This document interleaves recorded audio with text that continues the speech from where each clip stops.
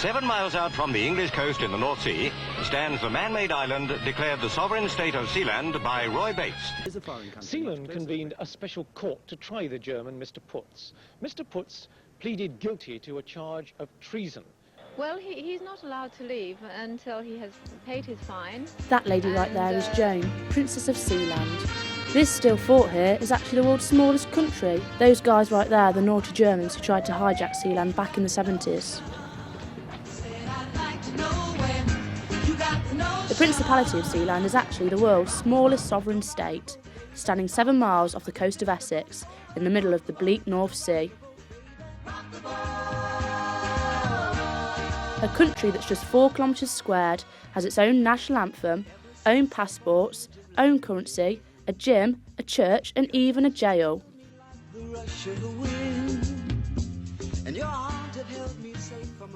A country clearly as bizarre as this meant I had to see it with my own eyes. The goal I had set myself was to find Sealand, a venture that didn't quite foresee what I had in mind.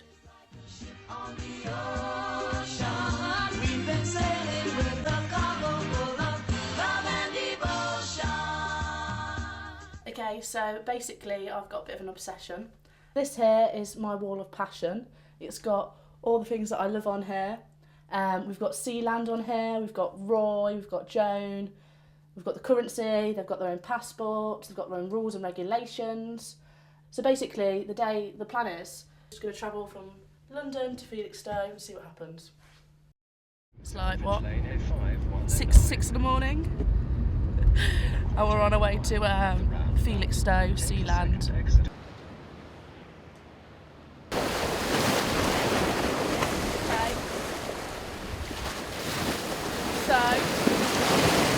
So far, this is the furthest I've got to Sealand, which I reckon is just there, if you can see.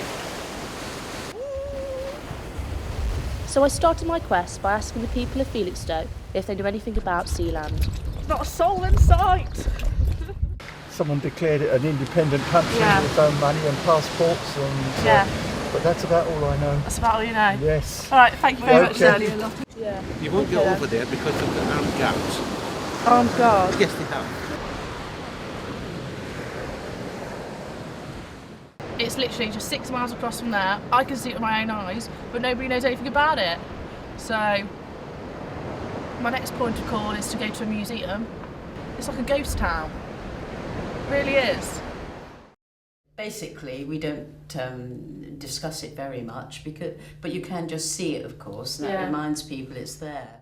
Like you were saying, it seems like it's quite hard to get information on them. It is. It seems to be a bit of an elusive family. That's right, yes. Quite private. We really know no more, because they don't mix or don't provide any news or, you know, nothing that we can get our hands on. People don't think about it, I don't think, really. Yeah, so it's more of a case of I've got to try and get there now, see what happens. Good luck. Good luck to me. Yes. It just seems a bit bizarre because just nobody knows anything about Sealand.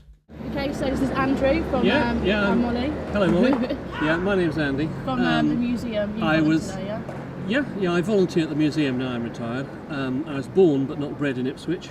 Yeah. Moved when I was 3 months old to Colchester. Spent 3 years there, 6 years in Glasgow, then 6 years in Manchester. Unfortunately, Andrew talked mostly about himself and also about guns. With a couple of 4.5-inch guns and a couple of 40mm Bofors on. So I asked Andrew if he knew anything at all about Sealand, and this is what he had to say. No idea actually. No idea. I had one more man to meet who went by the name of John. John had agreed to sail me as close to Sealand as possible. Exciting. This is John who's going to take us today around Sealand. Why are you apprehensive? Because John was saying that if you go around too many times, or if you take the mick of it, then they start to fire gunshots at you. So right now we're at a friendly distance, aren't we? Yeah, healthy distance, I think. What do you think they'd do if we sailed right up and I touched it? Go through the middle. I don't know, we're not going to find out. You sure you don't want to find out? I've got to come out here again tomorrow. Please, a cup of tea. 2 sugars. Yeah, don't do that. They might take that to mean something else.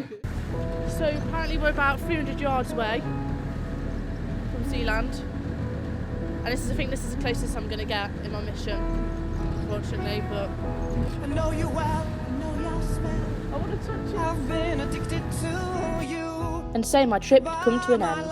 300 yards was the closest I was going to get to Sealand. And now it was time to say goodbye.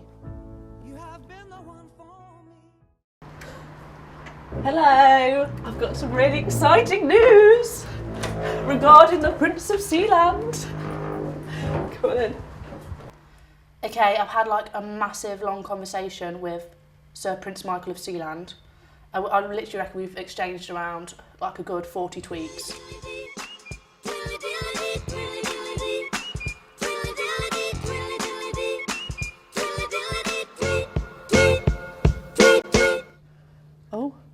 Oh, he's replied. What did he say? Email or tweet me in the morning. There are more complications, including a possible lack of space on the boat. I won't take up much room. I'll sit on you. Jokes. I literally don't care. It's the last my chance. If it's my last chance to get to Sealand, I'm gonna flirt with him, and I don't care. I'm a flirt. Maybe he's single and ready to mingle. Who knows? Is this really safe? Is this okay to be doing? But I mean, I'm just gonna see what happens, and hopefully I won't get abducted by the Prince of Sealand or his sons. Prince Michael phoned me just as we arrived in Harwich at 7:30 a.m. He told me that we were probably not going to get onto Sealand and that the boat had already left. Let's just get a coffee. I've just been stood up by a prince.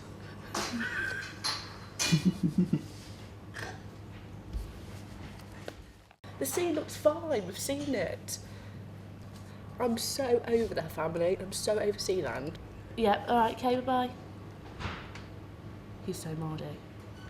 He's like, look, go and check at the little blue fishing boat and see if it's there. Under the instructions of Michael, I was to find a small blue fishing boat, which may or may not have already departed. We've just been told that we could possibly be stuck out there for 3 to 4 days. I don't know who I'm looking for, or anything like that. I'm just going to find this boat, and then meet these 3 dodgy characters. He told us we can't film with him because he's tax evading.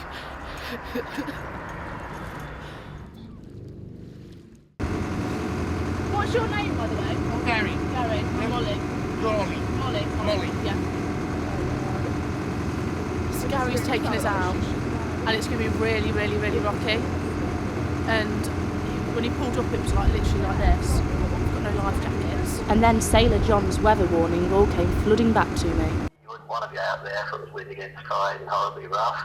B, you just can't. Who am I to disagree? I travel the world and the 7 seas. Everybody's looking for something. Fuck my life.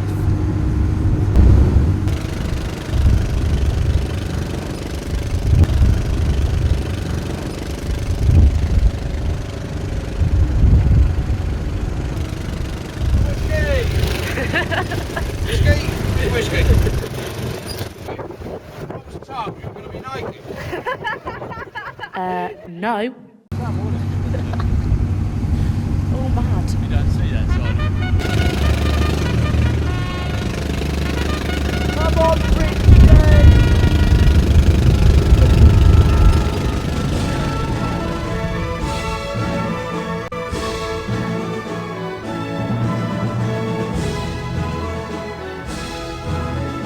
The moment I'd been waiting for had finally arrived.